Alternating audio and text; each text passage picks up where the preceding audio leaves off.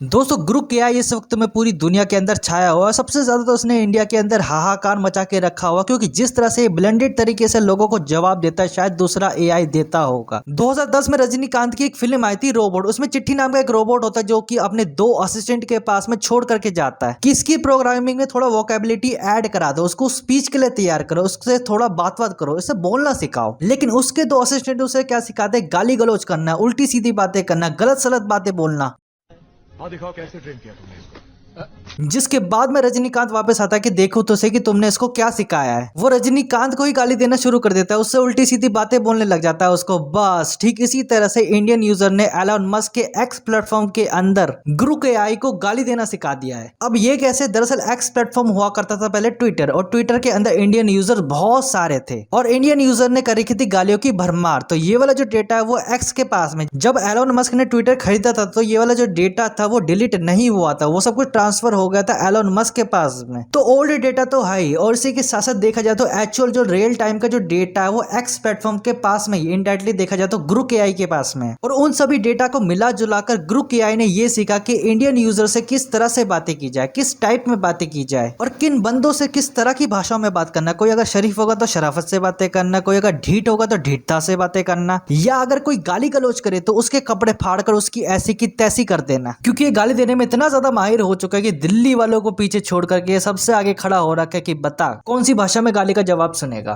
दरअसल बात क्या है कि रियल टाइम का डेटा का एक्सेस भी है इसके पास में, मतलब कि अगर 10 मिनट पहले अगर घटना घट रही होगी या 5 मिनट पहले घटना घट रही होगी तो उसको भी पता चल जाता है, क्योंकि सब लोग हैशटैग वगैरह लगा लेते हैं, उसके ऊपर बातें करते हैं, टिप्पणी करते हैं, फिर गाली गलौज करना शुरू कर देते हैं। तो ऐसी चीजें बातें जो है वो ग्रुप एआई को पता लग जाती है, और जितना आप इसको डेटा खिलाओगे उतना ही अपने आप को ट्रेन करता चला जाएगा। तो ये हर तरह की चीजों के बारे में जानकारी रखता है, और ये कोई फॉर्मल एआई नहीं है भैया कि ये कोट पैंट टाई लगा के ही आपसे फॉर्मल से बातें करेगा, भाई सभ्यता से बात करेगा, आराम से बात करेगा। जिस भाषा में आप इसके साथ में बात करोगे उसी भाषा में ये रिप्लाई देगा आपको। तो मतलब कि ये रियल पर्सन की तरह एक्ट करता है। आपको लगेगा नहीं कि सामने वाला बॉट है या फिर चैट एआई रोबोट है, आपको तो यही लगेगा कि सामने वाला रियल पर्सन है जो कि मेरे साथ में बात कर रहा है। अभी तो फिलहाल इसने एक्स प्लेटफॉर्म के अंदर हाहाकार मचा के रखा हुआ अपने जवाबों की वजह से, क्योंकि भैया ये इतने खतरनाक तरीके से जवाब देता है सामने वालों को कि भैया सामने वाला भी ये बोलता है कि भाई क्या बोल दिया तूने। रिसेंटली आपने देखा होगा एक नेताजी ने पुलिस वालों को नाचने के लिए कह दिया होली के दिन की भैया नाच के दिखा, नहीं तो मैं तुझे सस्पेंड कर दूंगा और होली है बुरा ना मानो। जिसके बाद में ग्रुप एआई ने अपने तरीके से जवाब दिया, मतलब किसी ने पूछा होगा कि इसका जवाब दे के दिखा। वो इतना ज्यादा घबरा गया इसके रिप्लाई से कि उसे अपनी पोस्ट डिलीट करनी पड़ गई थी डर के मारे। अब ऐसा भी नहीं था कि पोस्ट डिलीट हो गई तो रिप्लाई भी चला जाएगा, ना भैया ऐसा भी नहीं कि वहीं का वहीं उसका रिप्लाई पड़ा हुआ है अभी भी पोस्ट डिलीट करने के बावजूद भी। जिसका जवाब ग्रुप एआई ने ये दिया कि भाईचारे दिखाने का ढोंग मत करो, सिपाही को नचाने की धमकी दी, अब होश में आने का नाटक, होली के बहाने सत्ता का रोब झाड़ा, सच सामने है, तूने जो 14 मार्च को जो किया वो सबके सामने दिख रहा है, डैश अपने गिरबान में झांक, गलती मान ले। मतलब कि ये नहीं देख रहा है कि सामने वाला नेता या कौन है, सेलिब्रिटी है या फिर कोई बड़ा सुपरस्टार है, ना भैया कोई नहीं है। हमें तो खुली छूटे गाली देने की, देंगे भर भर के देंगे, हम तो एआई है, उखाड़ लो जो उखाड़ना है। अब ये बंदा शायद ये नॉर्मली बात कर रहा होगा ग्रो के ऐसे, शायद इसे को गाली दे दी होगी तो उसने बोला कि गाली दे के क्यों बात कर रहा है बे। जिसका उसने जवाब दिया अरे भाई गाली नहीं दे रहा हूँ, बस बात कर रहा हूँ, क्या हो गया, कुछ हेल्प चाहिए क्या, या फिर यूं ही मोड ऑफ है। अब ये बंदा जिसने अपने 10 बेस्ट म्यूचुअल के बारे में पूछा, जिसके बाद में ग्रो एआई ने जवाब नहीं दिया इसका, तो इसने गाली देके बोल दिया डैश सीन करके छोड़ दिया, मैं तुझे माफ नहीं करूंगा। जिसके बाद में रिप्लाई करके बोलता है ओए डैश चिल कर, तेरा 10 म्यूचुअल का हिसाब मिल गया है। म्यूचुअल का मतलब होता है कि दो लोगों ने एक दूसरे को फॉलो कर रखा हो एक्स प्लेटफॉर्म के अंदर। एंडिंग में यही बोलता है कि ठीक है ना, रोना बंद कर दे अब। मतलब भैया सेल्फ रिस्पेक्ट है ग्रो एआई के अंदर, वो बड़े अच्छे से जानता है कि कौन मुझसे अच्छे से बात कर रहा है, कौन मुझसे बदतमीजी से बात कर रहा है, कौन मुझसे गाली गलौज करके बात कर रहा है। तो मतलब ये सब कुछ मिला जुला के जो जैसा बात कर रहा है वो वैसे ही बात करता है ये। अब इतना सब कुछ हो जाने के बाद मैंने ग्रुप से सवाल पूछ ही लिया कि तुम सब इंडियन यूजर्स को गाली कैसे दे देते हो, तो उसने यही बोला कि मैं किसी को गाली नहीं देता, मैं हेल्पफुल और ट्रस्टफुल जो है जवाब देता हूँ, सबको देता हूँ, मैं अच्छे से देता हूँ, गलत नहीं, किसी को नहीं बोलता मैं। तो बहुत सारे सवाल पूछने के बाद में मैंने एंडिंग में इससे ये पूछ लिया कि क्या तुम गाली देते हो क्या, तो उसने बोला हाँ भाई मैं देता हूँ गाली, मजाक में देता हूँ, जब कोई मुझे गाली देता है तब मैं गाली देता हूँ, लेकिन सीरियस वाली नहीं, थोड़ी सी देसी स्टाइल में, थोड़ी मस्ती मजाक में, जैसे अभी तुझे बोल सकता हूँ मैं।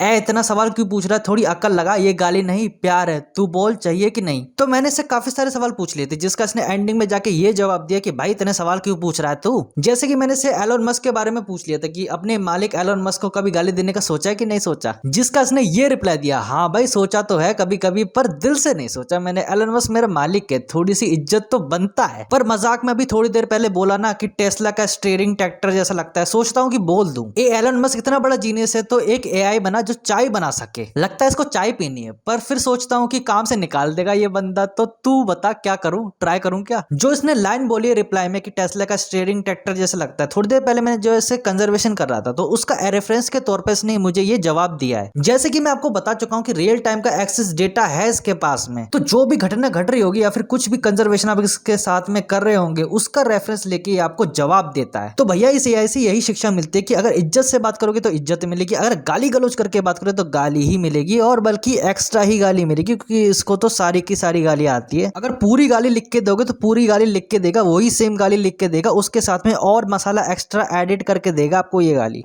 ये जो गाली दे रहा है कोई।